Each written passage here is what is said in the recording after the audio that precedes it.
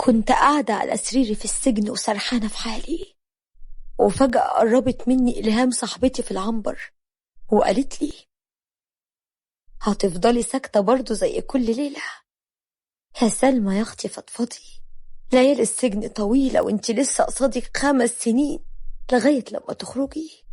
قوليلي جيتي هنا ازاي؟ وليه بتتكلمي في كل حاجة؟ ايه اللي سبب دخولك السجن؟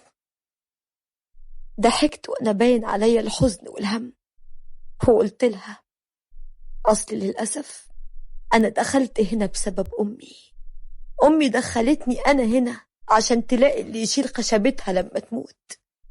قالت لي: فالزورة دي ولا إيه؟ أخدت نفس وابتديت أحكي وعيني مرغرغة بالدموع. طول عمري وأنا عايشة مع ماما وأخويا اللي كانوا متحكمين فيا، وما كنتش أقدر أروح في حتة من غير علم أخويا رغم إني أكبر منه، لكن كانت الكلمة كلمته. أمي دايما كانت تقولي: الراجل راجل والست ست، وأخوكي ده سندنا من بعد ربنا.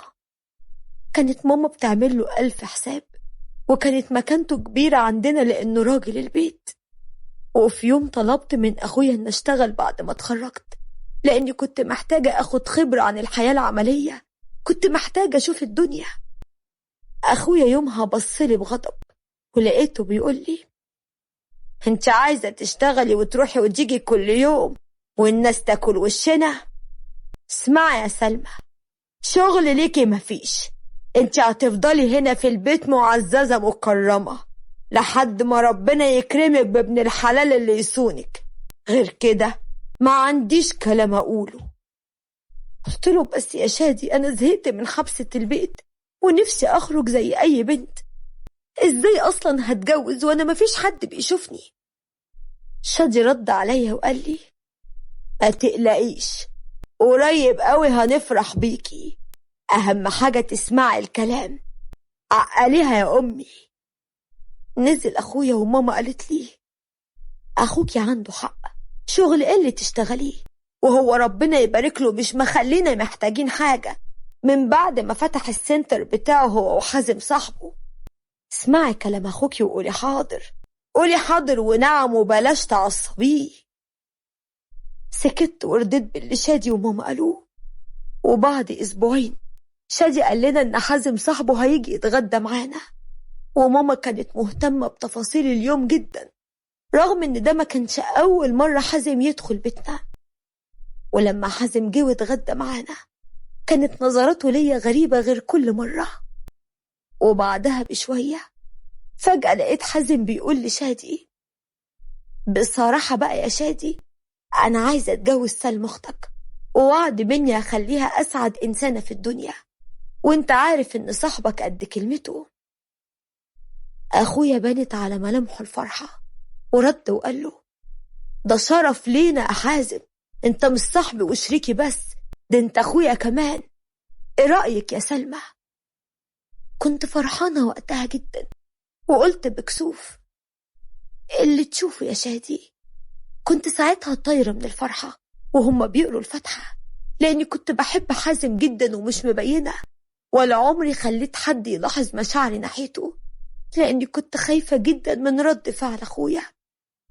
وفي خلال 2 شهر حازم كان مجهز شقته، وأخويا شادي جهزني بأغلى وأعلى جهاز، وحددوا ميعاد الفرح.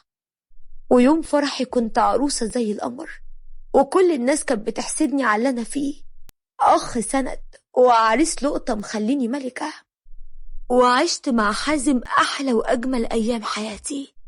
ولما طلعنا شهر العسل صارحني وقال لي: بصراحة يا سلمى، أنا كنت بحبك من زمان قوي، من أول ما شفتك، لكن ما كانش عندي الجرأة إن أقول حاجة زي دي، لأني ما كنتش جاهز ماديا، وما كنتش أقدر أعيشك عيشة تليق بيكي، لحد ما أنا وأخوك شاركنا بعض في السنتر وربنا كرمنا.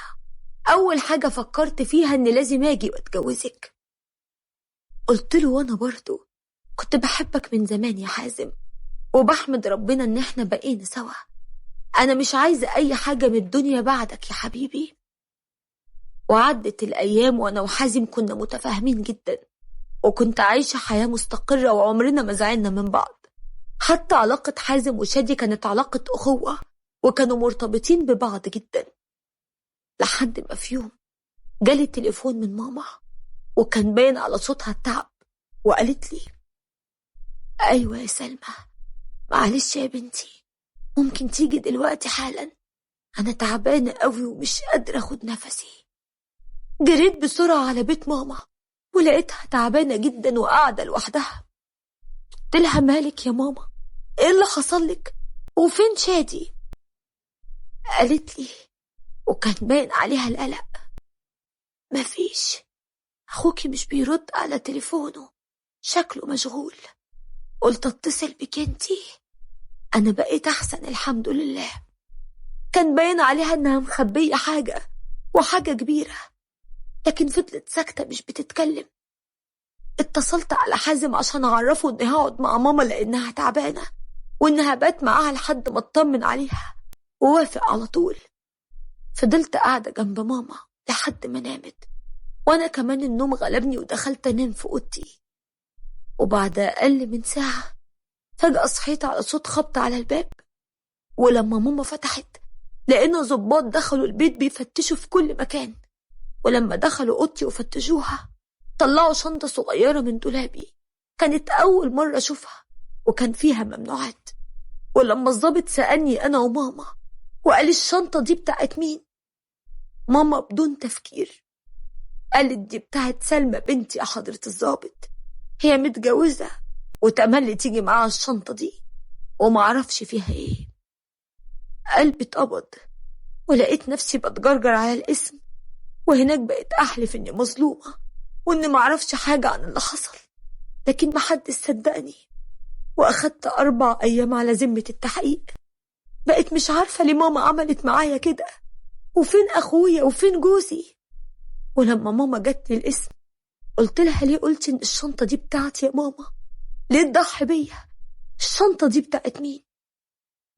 قالت لي بصوت واطي: غصب عني، أنا لسه عارفة إن أخوكي بيتعاطى القرف ده وبيتاجر فيه، ولما واجهته تحول عليا وقال لي إني لو وقفت في طريقه مش هشوفه للأبد.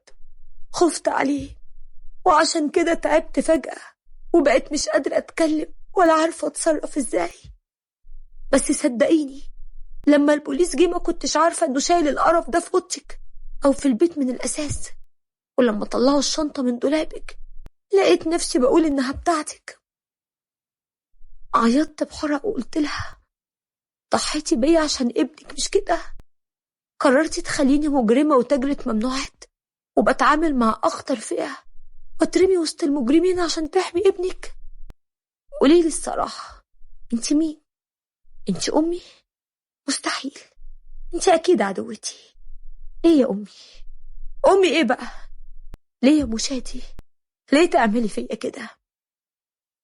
قالت لي: غصب عني، أخوكي ده هو راجلي وسندي، مش عايزة حد غريب يشيلني ويحطني في خشبتي غيره، مش عايزة حد ينزلني قبر غيره.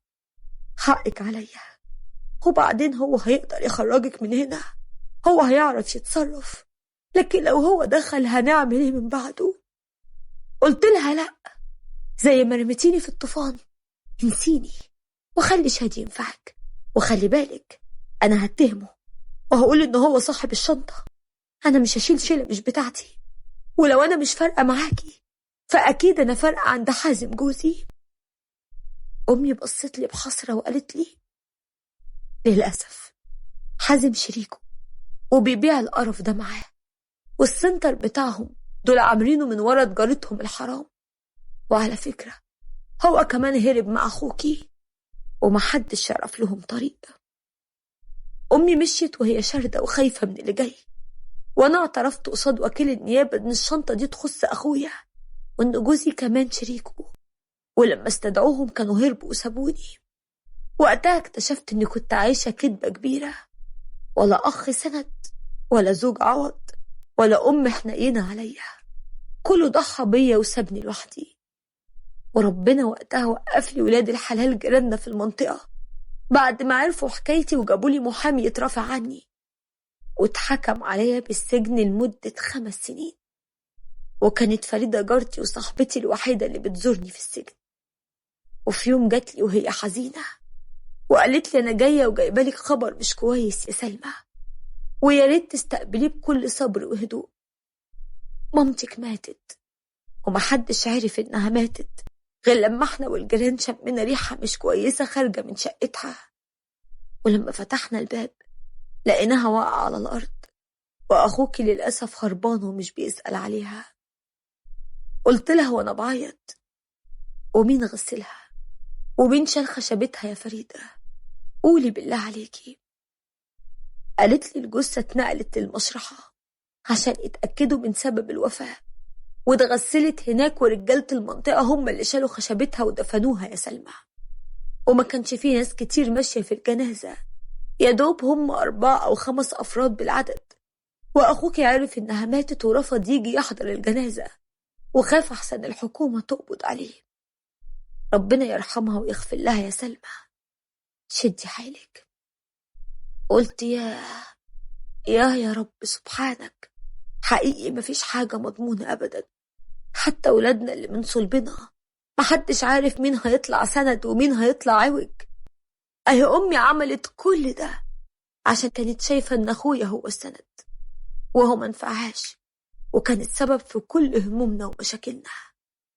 ربنا يرحمها ويسامحها. ودي كل حكايتي يا ست إلهام.